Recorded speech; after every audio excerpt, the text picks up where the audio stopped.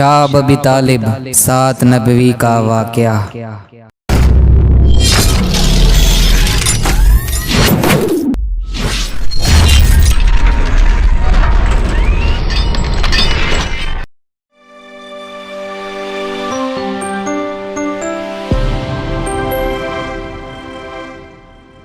السلام علیکم ورحمۃ اللہ وبرکاتہ۔ حیات کیئر میں تمام علم کے طلبگار اللہ کے بندوں کو خوش آمدید۔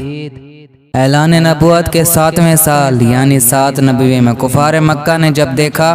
کہ روز بروز مسلمانوں کی تعداد بڑھتی جا رہی ہے اور حضرت حمزہ و حضرت عمر فاروق رضی اللہ تعالی عنہما جیسے بہادران قریش بھی دامن اسلام میں آ گئے تو غیظ و غضب میں یہ لوگ آپے سے باہر ہو گئے، اور تمام سرداران قریش اور مکہ کے دوسرے کفار نے یہ اسکیم بنائی کہ حضور نبی اکرم صلی اللہ تعالی علیہ وسلم اور آپ کے خاندان کا مکمل نعوذ باللہ بائیکاٹ کر دیا جائے اور ان لوگوں کو کسی تنگ و تاریک جگہ میں محصور کر کے ان کا دانہ پانی بند کر دیا جائے تاکہ یہ لوگ مکمل طور پر تباہ و برباد ہو جائیں۔ اس خوفناک تجویز کے مطابق تمام قبائل قریش نے آپس میں یہ معاہدہ کیا کہ جب تک بنی ہاشم کے خاندان والے حضور صلی اللہ تعالی علیہ وسلم کو نعوذ باللہ قتل کے لیے ہمارے حوالے نہ کر دیں، کوئی شخص بنو ہاشم کے خاندان سے شادی بیاہ نہ کرے گا، کوئی شخص ان لوگوں کے ساتھ کسی قسم کے سامان کی خرید و فروخت نہ کرے گا، کوئی شخص ان لوگوں سے میل جول، سلام و کلام اور ملاقات بات چیت نہ کرے گا، کوئی شخص ان لوگوں کے پاس کھانا پانی کا کوئی سامان نہ بھیجے گا۔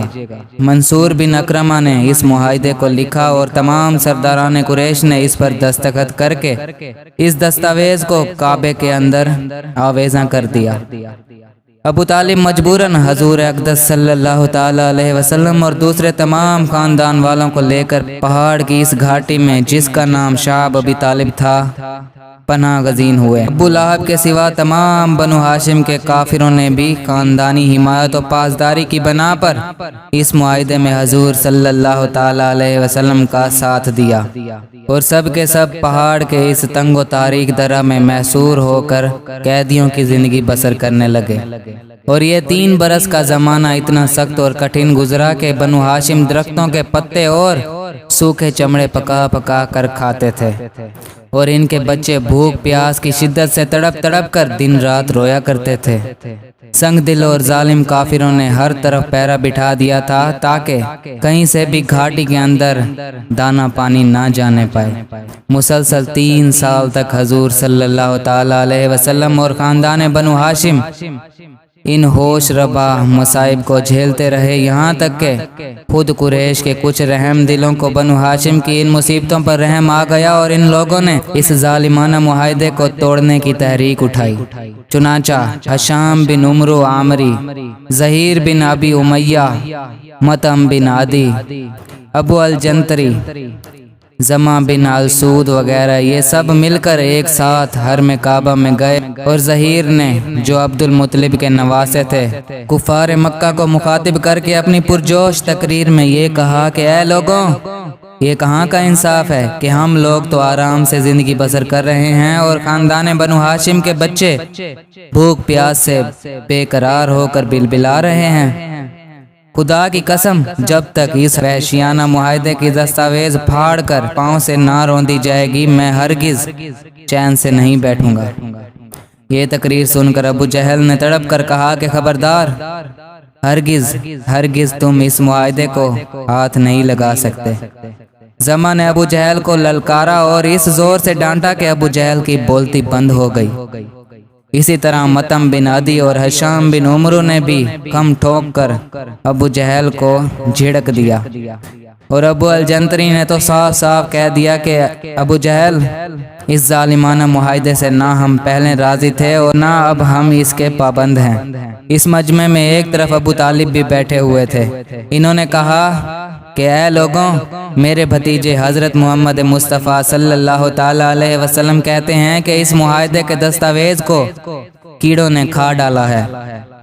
اور صرف جہاں جہاں خدا کا نام لکھا ہوا تھا اس کو کیڑوں نے چھوڑ دیا ہے۔ لہٰذا میری رائے یہ ہے کہ تم لوگ اس دستاویز کو نکال کر دیکھو، اگر واقعی اس کو کیڑوں نے کھا لیا ہے جب تو اس کو چاک کر کے پھینک دو، اور اگر میرے بھتیجے کا کہنا غلط ثابت ہوا تو میں محمد صلی اللہ تعالی علیہ وسلم کو تمہارے حوالے خود کر دوں گا۔ یہ سن کر مطعم بن عدی کعبے میں گیا اور دستاویز کو اتار لایا، اور سب لوگوں نے اس کو دیکھا تو واقعی بجز اللہ تعالیٰ کے نام کے پوری دستاویز کو کیڑوں نے کھا لیا تھا۔ مطعم بن عدی نے سب کے سامنے اس دستاویز کو پھاڑ کر پھینک دیا، اور پھر قریش کے چند بہادر باوجود یہ کہ سب کے سب اس وقت کفر کی حالت میں تھے، ہتھیار لے کر گھاٹی میں پہنچے اور خاندان بنو ہاشم کے ایک ایک آدمی کو وہاں سے نکال لائے اور ان کو ان کے مکانوں میں آباد کر دیا۔ یہ واقعہ 10 نبوی کا ہے۔ منصور بن اکرمہ جس نے اس دستاویز کو لکھا تھا، اس پر یہ کہہ رہے الہی ٹوٹ پڑا کہ اس کا ہاتھ شل ہو گیا اور سوکھ گیا۔ تو میرے پیارے بھائیوں، دیکھیے کہ کیسے ہمارے پیارے آقا صلی اللہ تعالی علیہ وسلم نے ہمارے لیے اتنی مشکلات سہی تھی اور ایسی زندگی گزاری جس کے بارے میں ہم سوچ بھی نہیں سکتے تھے۔ اگر وہ چاہتے تو اللہ تعالیٰ سے آرام دہ زندگی بھی مانگ سکتے تھے، لیکن انہوں نے ایسا نہیں کیا۔ انہوں نے صرف ہمارے لیے اتنی مشکلاتوں کا سامنا کیا اور ہمارے لیے ایسی زندگی گزاری۔ اور اس واقعے سے ہمیں یہ بھی پتہ چلتا ہے کہ اللہ تعالیٰ نے اپنے محبوب ہمارے پیارے آقا صلی اللہ تعالی علیہ وسلم کو اس طرح غیب کا علم عطا فرمایا کہ جو لوگ خانہ کعبہ میں دستاویز کے پاس بیٹھے تھے انہیں بھی اس کا علم نہیں تھا کہ اس دستاویز کو کیڑوں نے کھا لیا ہے، اور میرے پیارے آقا صلی اللہ تعالی علیہ وسلم نے اتنا دور سے انہیں بتا دیا کہ جس جگہ اللہ تعالیٰ کا نام لکھا ہوا ہے اس کے علاوہ تمام دستاویز کو کیڑوں نے کھا لیا ہے۔ تو میرے پیارے بھائیوں، اس سے بھی ظاہر ہوتا ہے کہ اللہ تعالیٰ اپنے پیارے محبوب ہمارے پیارے آقا صلی اللہ تعالی علیہ وسلم سے کتنی محبت کرتے ہیں، انہیں کتنی شان عطا کی ہے، انہیں کس طرح غیب کا علم عطا کیا ہے، اور بہت سے ایسے معجزات عطا کیے ہیں جن کا ہم آگے ذکر کریں گے۔ تو ہم اس سے اندازہ لگا سکتے ہیں کہ اللہ تعالیٰ اپنے محبوب سے کتنی محبت کرتے ہیں۔ اگر ان کا محبوب ایک دفعہ کہہ دیتا کہ یا اللہ مجھے اس مصیبتوں سے نکال دیجئے، مجھے یہ زندگی نہیں جینی، مجھے آرام دہ زندگی چاہیے، تو اللہ تعالیٰ انہیں ایسی شہنشاہی عطا کرتا کہ وہ جنت میں بادشاہوں کی طرح رہتے، لیکن انہوں نے ہمارے لیے، صرف ہمارے لیے ایسی زندگی قبول کی تھی۔ اور ہماری یہ دعا ہے کہ اللہ تعالیٰ ہمیں بھی اپنے پیارے آقا صلی اللہ تعالی علیہ وسلم سے دل و جان سے محبت کرنے کی توفیق عطا فرمائے، اور ان سے محبت کرنے والوں سے زیادہ محبت کرنے کی توفیق عطا فرمائے، اور ہمارا خاتمہ ایمان پر کرے اور کلمہ طیبہ پر کرے۔ آمین بجاہ النبی الامین صلی اللہ تعالی علیہ وسلم۔ اگر آپ کو ہماری اور ویڈیوز چاہیے ہوں تو ہمارے حیات کیئر کے چینل کو سبسکرائب کر لیں اور بیل کے آئیکن کو کلک کر لیں تاکہ ہماری ہر نئی آنے والی ویڈیو پہلے آپ تک پہنچ سکے۔ اور اگر آپ ہماری ویڈیوز سے علم کا فیض حاصل کر رہے ہیں تو صدقہ جاریہ کے طور پر